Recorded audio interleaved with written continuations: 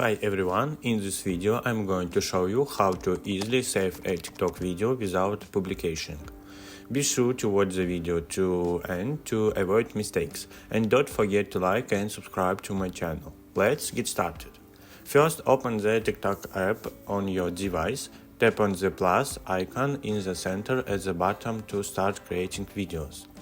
You can record a short video or upload one from your camera. Select the video you want to work with. Once you've selected a video, you can edit it by adding sounds, effects, stickers, mentions, and more. Once you're done editing and want to save the video to your camera's memory without posting it to TikTok, here's what you need to do. Find the save button and click on it. Now wait for some time for the app to render and save your video. The saving time depends on your device and the length of the video. Once the saving process is complete, you can close the TikTok app, open the Photos app on your device and under Leftovers or Albums. Find the video you just created.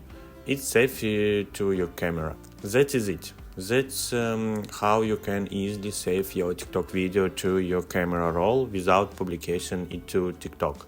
Thanks for watching.